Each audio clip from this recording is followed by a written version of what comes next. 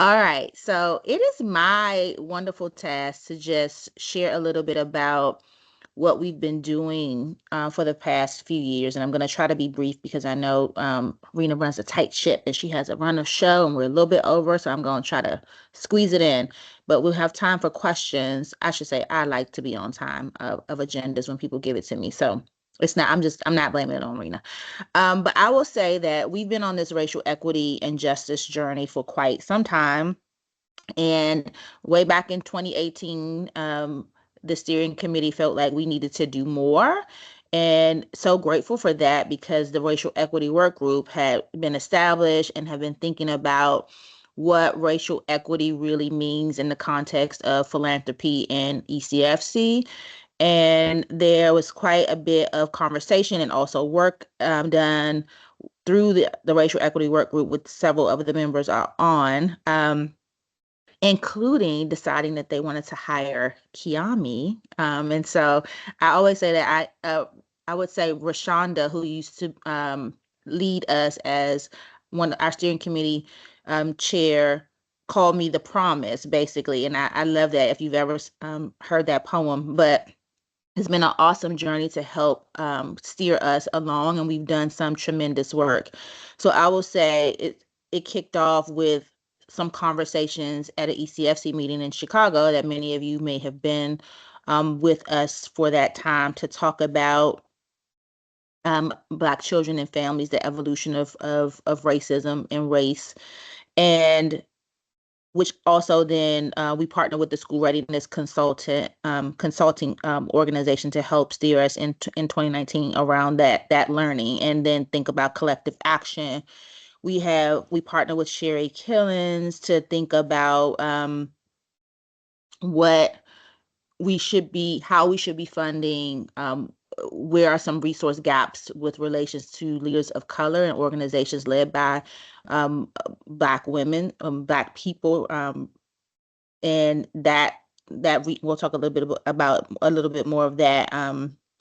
But we also launched the Raising Childcare Food Fund during that time as well, and have just had a really deep commitment to thinking about immigrant children and families and their own needs, and also deploying resources to communities of color in various ways in that time frame. We've also, again, been deep in our own learning and studies around Native populations and indigenous communities, as well as, again, Black communities. And so this is not the beginning of the journey. This conversation that we're going to have and this learning in Alabama, this is a continuation. We're on a continuum. And so we've been early on in these years, we hammered in and talked about, oh, we need to be honing in on equity, talking about equity, thinking about equity, all the things. And I know some people were saying, well, why do we keep saying the word? And we need to be doing the action. We need to be doing the things. And I think that ECFC has been really leaning in and doing the things, and all of you all have been doing the things, have been investing, have been having conversations, have been learning. So it's been learning and action at the same time. And I'm so deeply grateful to all of you who have been committed to this. And we are still committed. It is a part of who we are. And so just wanted to give you a little bit of that highlight of what we've been doing along this racial equity and justice journey. And also, when we talk about engaging in collective action, I mentioned the Raising Child Care Fund, who that fund is focusing around child care challenges, around lifting voices and building power among parents and providers.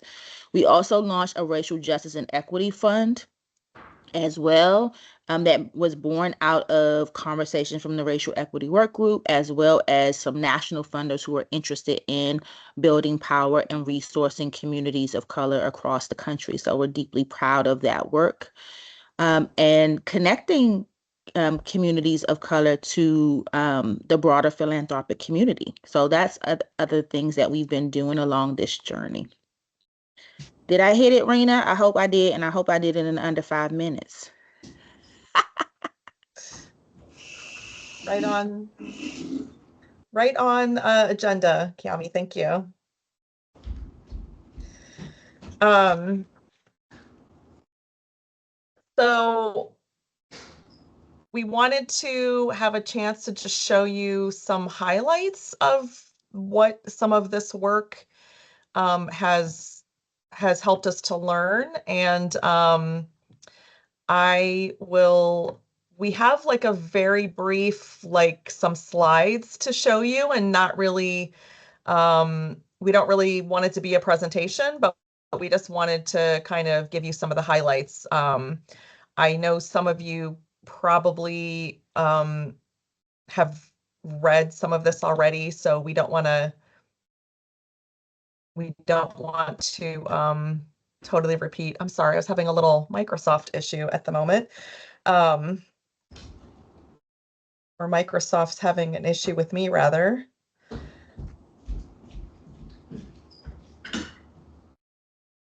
Okay, let me see if I can share this.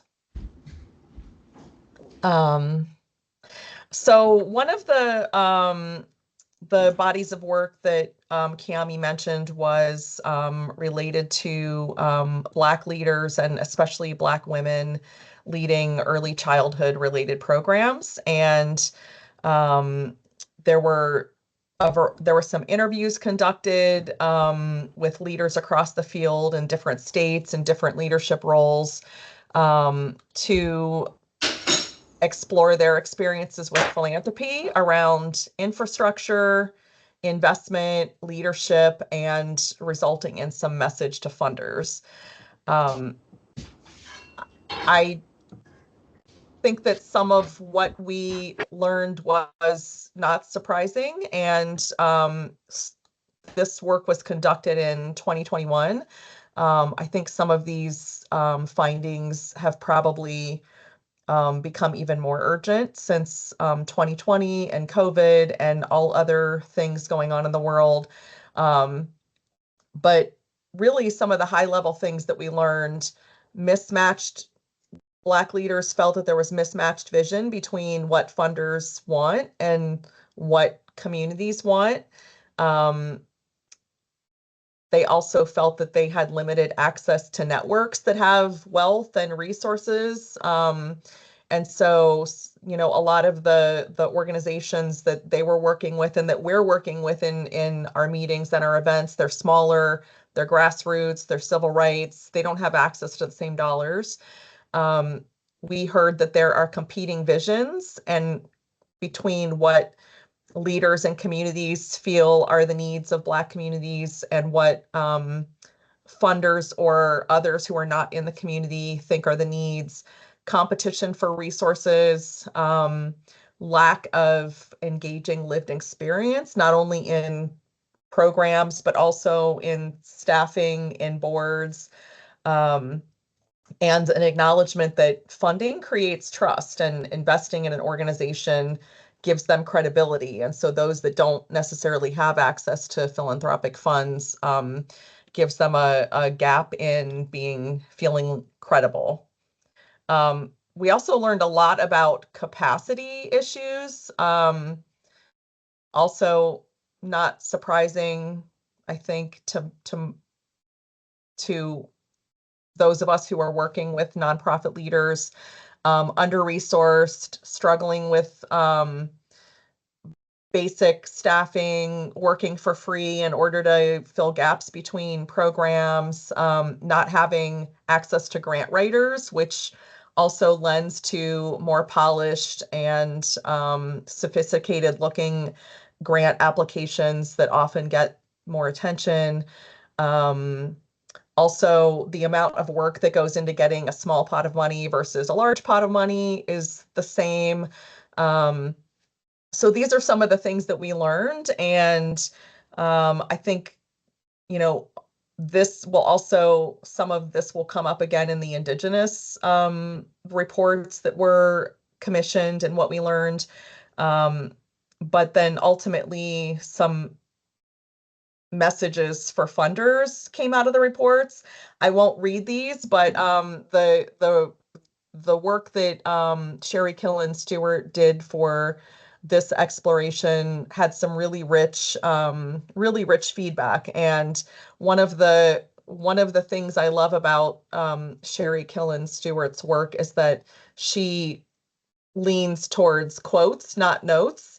And so if you haven't read through that overview of the research on the Black leaders, it has some really candid quotes and direct input that leaders gave in those interviews. So it provides more detail on all of these messages and also some other types of resources or recommendations.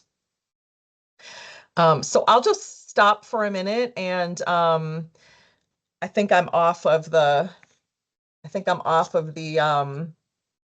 agenda at the moment, but I'll just ask if anyone has any immediate questions or comments before April shares a little bit about what we learned from Native communities and philanthropy working in Native communities. No? Okay. We'll save questions and discussion for the end then. And you can also feel free to type something in chat while we're talking if you don't want to lose track of your thought. So I'll turn it over to April, who has been working really closely and leading our Indigenous early childhood work for the last couple of years. Yeah, and I can be quick. I jotted down a lot of things as I was going through the reports again, but I wanted to set some context of the reports because they're lengthy. And there's 2 phases of them as well as an executive summary. So encourage you guys to click around in that, but I'll just give kind of an overview of what we've learned, where we're going, that kind of thing. But essentially, we were working with NAP, Native Americans in Philanthropy, on our Indigenous Early Childhood Work Group, meeting about once a month and talking about ways to support Indigenous early childhood, giving perspective to the work that we heard that was going on. And then we recognized, wow, we need some consultation and guidance on how to bring a group of funders who are at a very different level, varying of funding Indigenous early childhood, from I'm interested, but our foundation's not invested yet, to like, wow, we're knee deep in the work. So our role, we understood, was just a facilitator and people who could provide opportunity, but we were not the experts. So we brought in Roan Horse Consulting, an Indigenous and woman-owned firm who quickly recognized in conversation with us that they didn't want to just jump right in and lead a group of funders along a path without getting a clear understanding and baseline of the relationship between philanthropy and Native communities. So that's why they did these 2 phases of work. One phase was an in-depth survey interview with 14 work group members to understand how members were navigating partnerships with Native communities and to understand how to grow. And then the second phase was interviews with Indigenous leaders in early childhood to learn from how they had worked with philanthropy in the past and what they needed from philanthropy. So essentially in phase 1, I'm just going to review some things. There's slides, but I'll just jot them down and we can share the slides later. But there was a need for more understanding of historical and contemporary context of Native communities. There was a lot of feedback from our members that they had some fear that they were going to cause more harm. So fear prevented them from kind of pressing in. And the recommendation that was given was for people to reflect on how white dominant culture characteristics are harmful to building relationships. And then also NAP has a really great, like very base level self-assessment readiness resource that is super easy to fill out, of just like, where is your organization foundation at your baseline? And the biggest finding with the interviews with philanthropy is in the last 5 years, for the majority of those that were interviewed, overall investment in funding dedicated to early childhood for Native communities is less than 2%. It's not shocking, but it's reality.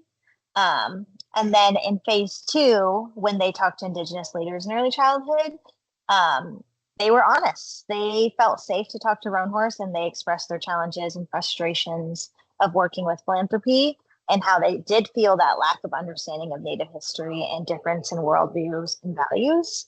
But they did offer some hope and ideas and recommendations. And so that's all listed in these reports and in the executive summary. But their message to philanthropy is that working together takes time, and philanthropy must engage community leaders directly to ensure mutual understanding of goals, expectations, and realistic timelines. They recommend visiting communities to understand the programs and initiatives and specific needs. And they said that really bottom line is philanthropy must be open to conversations on accountability and acknowledgement of wealth that they gained at the expense of there's a plethora of other findings that I highly encourage you to sort through those reports, and starting with the executive summary if you just need a baseline. But I could say so much more, but I definitely want to leave a lot of time for discussion to see if you guys have any questions, thoughts, and I'll let Rena take it from here. Thank you. And as April mentioned, those reports are very, very detailed. And in the information we sent out, I think it says on page 22, the really the recommendations coming out of the details are summarized there. So there is a way to kind of connect with that without reading the whole report. But very, very important and interrelated recommendations from both of those bodies of work. So I think now we'll just open it for conversation, and I will apologize in advance. I will be jumping off a little early to manage a next event that we have starting at 3. So I will pass it over to anyone who would like to, if you have questions or comments or anything about the reports, and I'll let Kiami and Shannon and Charisse manage discussion and logistics once I jump off. Shannon will be jumping off as well. So any immediate thoughts or questions? If you had a chance to look at it, or if you're wondering how it might, there might be a way for you to connect with the work to help you set some intentions, think about the connection between what we're going to learn in Alabama and your work in the place that you are. Don't be shy. This is not a shy group.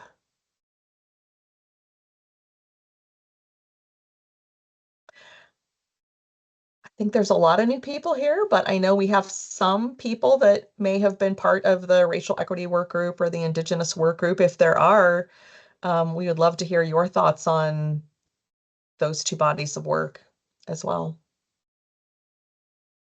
I was going to tag in Kelly too, because Kelly leads our racial equity and justice work group, and you always have amazing comments and reflections. Thanks, Kiami. I was actually just thinking about I was listening in to see what everyone else is going to say too, but I know for me, being someone who I sometimes feel like I'm on the other end because I fund in Philadelphia only, so a place-based funder. I'm like, oh man, what am I going to get out of going to Alabama? That was what I was thinking when we first started planning. I knew I wanted to be a part of this work, but I think what has really been helpful for me is not just how we fund in the South, but also how we sort of think about the blueprint that the South has, or the civil rights movement, the events of the South have really sort of helped give us a bit of a blueprint in terms of what leadership should look like in times of crises. So I'm really excited about the opportunity to go down and learn about just those leaders, for instance, the mothers of gynecology, and just sort of giving myself more of a broad perspective of what characteristics, what strategies that leaders of that time implemented, right? In order for us to be thoughtful about how we support leaders at this point, where we're seeing an attack on leaders of color, employment of women of color, right? Very similar. We're seeing an attack on the social services that we know, the social supports that support the communities that we care most about. So just taking a look at those similarities between the times and sort of taking a page out of the book, if you will, to support the work that we're doing locally to support leaders of color. Kelly, I really appreciate the way you made that link between what you think you could bring from Alabama to Philadelphia. And that reminds me of something that ECFC really was guided from that early work that Sherry Killen Stewart did for us, and then also the Indigenous work, which was originally when, I'll say when I was hired by the board as the first director for ECFC in around 2016, one of the things that I really expected, and I actually think the board said to me was, we're going to focus on the content. Like the content's what's really important to us. And there are other places where people talk about grant making practice, like Council on Foundations, or, there's a lot of other places where people talk about grant making practice.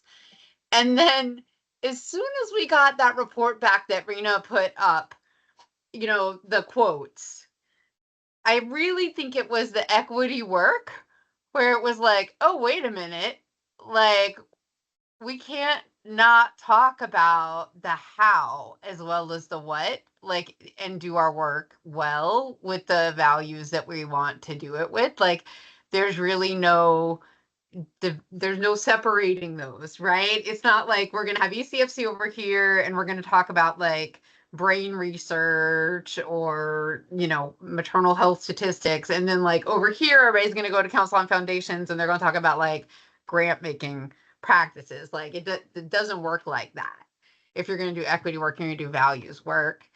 And so I think that reminds me a little bit of what you were saying, Kelly, right? Is like, that's the kind of thing that you can see how it was playing out and how it then is transferable to another place, right? Is like what was happening in the community, how are people bringing things together? I mean, even just bringing up Michelle, I was privileged to see her space, right? She's an artist and it ended up being like this amazing birth equity leader. Like, and we chop everything up, right? You have an arts portfolio and a health portfolio. Like, it's just, I think there's going to be so many interesting things that we can talk about before, during, and after.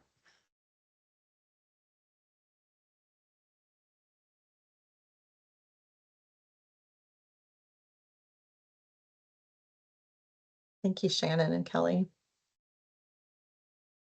I was going to say that there's so many intersections between the Native communities and Black community and Indigenous communities and Black communities.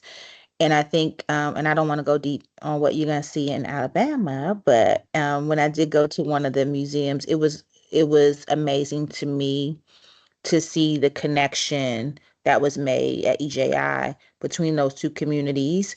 And they do a beautiful job of talking about the history of both. And so I felt like, we are on the right path because these two communities and not, um, not trying to take away from the tremendous needs of other communities, but these two communities have experienced such harm, economic violence. And I think that even today, there's still so much that is needed in these communities, as we've seen. And I think both reports talk about the need for substantial resources, but also substantial resources that are rooted in trust. And one of the things that popped out in the and I was just trying to, if you saw me looking, I was looking to try to find it. But one of the things that has stuck with me from the two reports that Rome Horse Consulting did was that the need to lean into truth, reconciliation, and I added reparations. And I see that reparations not only in financial resources, but in all of us together leaning in to support communities and with our time and our talents, in addition to the resources that we might have. Yeah, I mean, I wanted to add something to like I think I totally agree with what you're saying. And when we took the visit to New Mexico, uh it was apparent to me that there was so much that Indigenous people have in common with people of color that I was sitting at the table with some colleagues from New Mexico, and I was like, I want to be an Indigenous person. Like it felt like we were really called to be there and welcome. But I think what I really appreciated from that visit and I took back was just their ability to preserve the culture, right? Through programming in their early learning spaces, through their language. They were very protective, right? And I think sometimes, particularly now that we're talking about attacks against DEI, it's looked upon as if we're being racist, if we're naming an affinity space for children of color. But the way that the indigenous population did it, it was so powerful, because it helped children to sort of pass down even the dances, right? Like it was entertaining, but it was very, very spiritual and very reaffirming for me as a person of color that we should be pronouncing aspects of culture within education settings. Some of the work we're doing in Philly around positive racial identity, right? Like we don't have to tiptoe around that. And despite what's happening at the federal level, there are still funders that will fund work that is very, very true to cultures, and that can be as specific as the culture of a community or culture of an ethnicity or culture of a race. But I really appreciated that throughout our visit.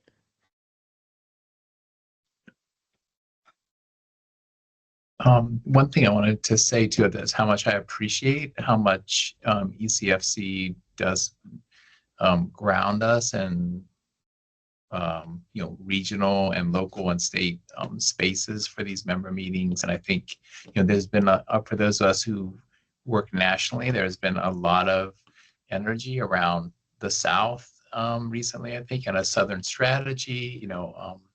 Packard and Kellogg and others. And so I and this is the 20th anniversary of Katrina this year as well. So I think this is a great opportunity for us to really think more about that and about some of the particular ways that resilience and, as you mentioned, Kelly, culture and history are showing up and have always shown up here in the South, and how we can think about how to be part of building movements and supporting local movements there as well.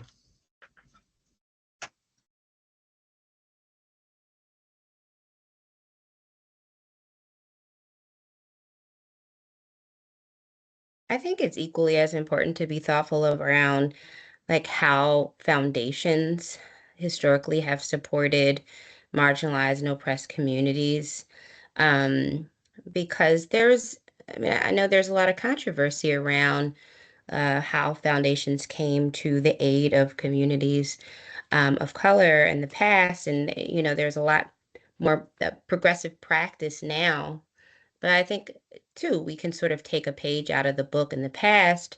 Perhaps it wasn't as much formal philanthropy, but even the informal ways in which folks shared and right, like if as we bring that forward and think about things like shared resources or economies of scale, how we create community where there is not community, right? Where we haven't thought about it, even when as we're thinking about things like how we fund employee benefits, right? Like thinking of that in a communal way as opposed to this everybody's sort of it's competitive, and if you're too small then you just can't buy into this, or so like thinking less about outsiders and more about how we do things together. I think I know it sounds far-fetched, but it still really to me borrows from what we've learned from communities that have been oppressed and have needed to sort of um, tie together, right? And sort of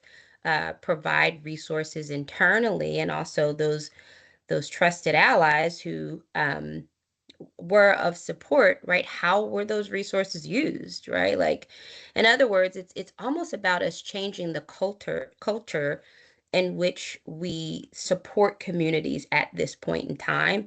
Oftentimes, we see a lot of competition, and because of scarcity of resource. But when there have been scarce resources in the past, how have our ancestors, how have they been resilient? Like it was not none of this was by accident, right? I know that it seems that way, but there's ways in which communities have done this that has really sort of weave together much fewer resources than what we have now. Not to say that we want to stay in this sort of scarcity mindset, but as we are, and I, including myself, are in a state of panic, um, it actually gave me some hope to see just how powerful our ancestors really have been over time to push forward and to um, exceed beyond oppressive standards, right? Like, I know I always say I wouldn't have had the strength, I wouldn't have been able to do it, but I wasn't born in that time. So how do we go back and retrace that, and how do we infuse some of that into modern day leadership, into spaces and places where families thrive?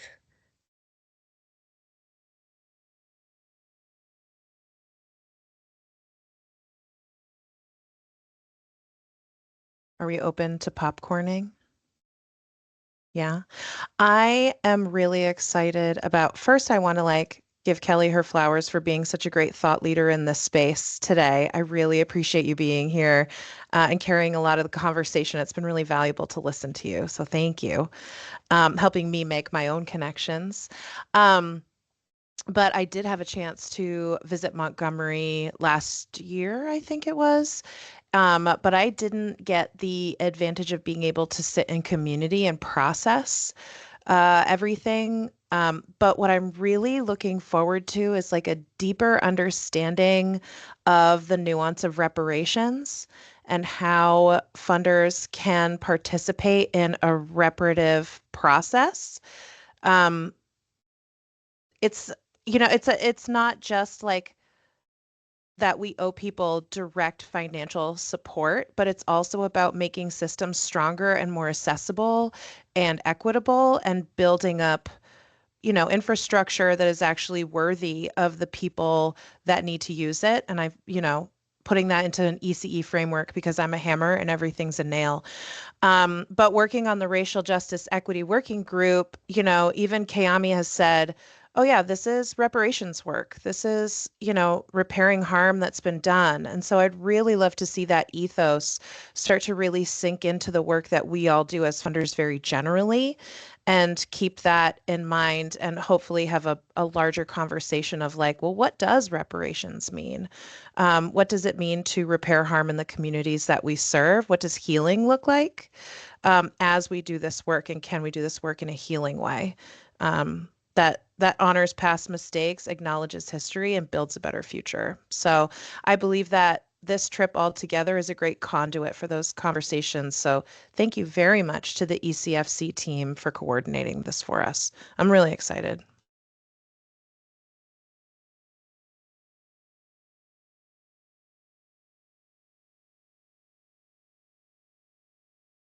And one of the things that we did talk about, and I don't want to take up too much space, although Sarah gave me my flowers and Kiami gave me my microphone. Um, we've been talking about this as we've been planning for this trip, around like how we hold space for what's going to be like a set of tough conversations, right, y'all? Like it's not going to feel good. Um, and just curious about what folks on this call are thinking about that, right? Like I think we all could say, like, we're glad that we see this much interest, but we also want to make sure that we're holding space, making sure that it's a safe space for everyone, and making sure that also, like, we're not burdening one another about or being the shoulder or needing a shoulder. Like, finding this sort of space where folks can go and reflect on what this is bringing up for them emotionally, right? We've had so many conversations about this. I don't know who, it might have been Shannon on the call, who is even talking about just sometimes it's hard to find out that your ancestors were part of this oppression, right? And I've heard people talk about it from a place of embarrassment, shame, right? So like what do we do with that? And certainly we want to make sure that it's a space where we're not creating more opposition or continuing any harm. But like, what do y'all think? Like, just being honest, what could this space look like from a reparative standpoint, even while we're present? Like, what would it feel like for, what are the types of supports that you think would be helpful while we're there?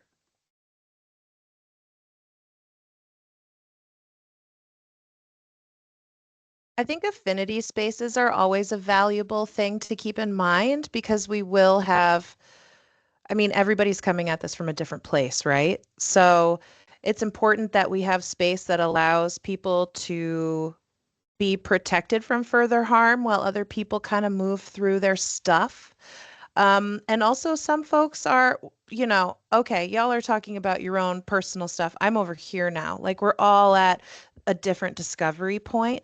So being able to self-select into different spaces of like, I feel like I'm just beginning and I need a lot of extra help. And then pairing them with folks who are ready to do that emotional labor with them, or at least help guide them through. Like I think self-selecting into affinity groups might be helpful for processing. um, but yeah, we're all grown folks, like we can and this is a really mindful and really compassionate group of people doing really important work. So I'm not I'm not expecting anything that could, I'm not expecting folks to handle it poorly. I actually expect everyone to really lean in and feel that discomfort because we're all at a point in our careers where we've been asked to examine this in one way or another. So I don't think we're all newbies, but we're all at different places. It's a very long response. I apologize. No, that's helpful though, because we were really wrestling with that in our last meeting, right? I think Sharice had some really good points about like how we hold space and also make sure that we're connecting to the business of this all, right? And then some of us were also talking about like, yeah, and like how do we also create this sort of emotional space, maintaining professionalism at the same time, but also making sure that that emotional space presents also some action steps, right? Like not just that we're going to sit in this moment and but that we will take from what we've experienced and bring it forward, right? And I think we've got some really great facilitators too. So Dawn and team, um, I think they got our back. I expect as much. The folks who are working on this, y'all are amazing and wonderful people. And thank you to the consultants helping too. It's a lot of work, and I know this is not the only body of people that you are working with too. I wanted to just, and thanks, Kelly. I wanted to just see if anybody had any other reactions to Kelly's question. There are also a couple questions in the chat. How do these lessons that we talked about and recommendations resonate with you in your work? And how might these lessons help set intentions for what we want to learn in Alabama?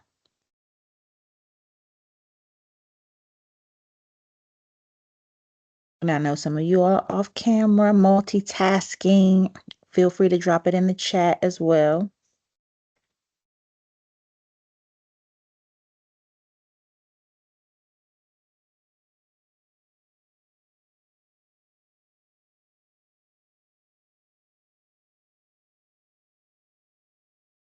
You guys are a quiet bunch, except for Sarah and Kelly.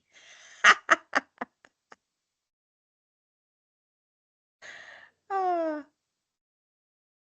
what are you all most excited about now? Somebody should be able to tell me that about coming to Alabama. And we will have some other pre-sessions as well to help ground us in what you're gonna see and hear and help prepare you. But again, I'm always curious now that we have a few more minutes of what are you excited about? And not everybody at once. And if you've been before, what might you share with somebody else who might not have been? And staff, you can jump into if you like.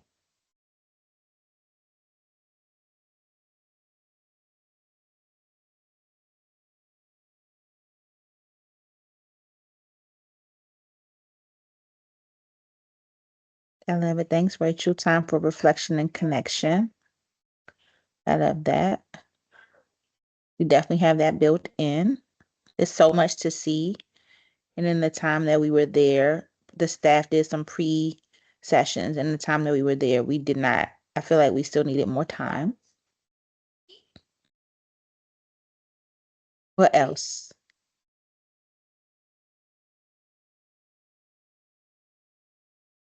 Yes, we will all be going there as a full group to the Mothers of Gynecology. We have a special session for all of our guests and wonderful members to be with Michelle. So you are in for a treat.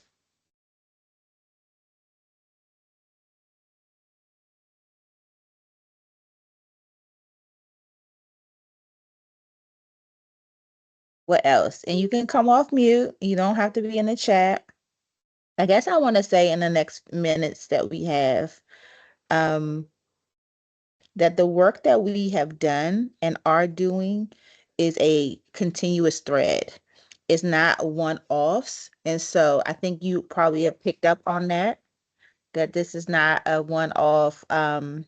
It is embedded now in the work that we do at ECFC, so much so that we don't always have to say racial equity and justice or equity because it shows up, I think, in the work that you all are doing. And when we have various conversations with you, I'm always excited to hear who you're funding and where you're funding. I learn something new all the time about your work. I think that you will not only feel the presence of those who came before us and did this work in Montgomery, but you'll also see the resilience of a people. And I hope that you will be able to also see, connect that back to your communities when you go home. Any other thoughts or comments in the short few minutes that we have? I know that some of you have already been to Montgomery.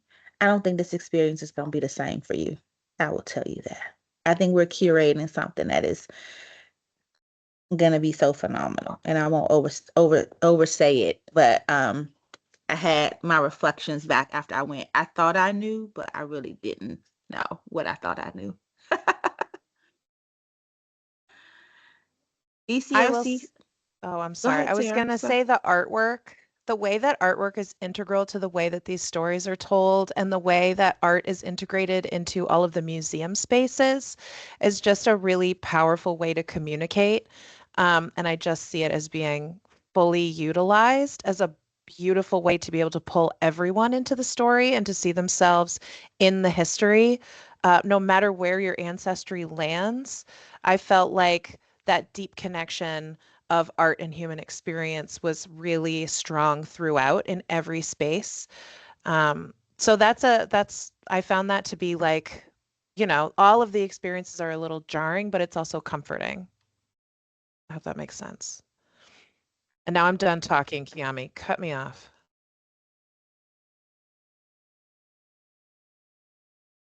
I'm sorry.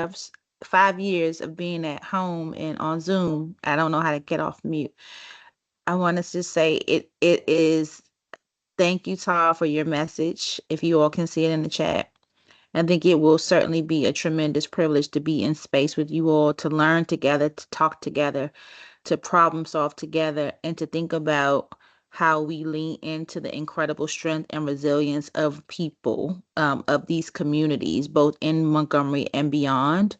And I'm just looking forward to the prep sessions that we'll be doing together in the next few weeks as we prepare to go to Montgomery. So we hope you will choose one to join, but also again the space that we will be in Montgomery. So I hope you've made your hotel and flight reservations because they are expensive going up. So do them quickly. And I want you to have an amazing holiday weekend and enjoy your time. Have a wonderful day. Bye, I everybody. think Kelly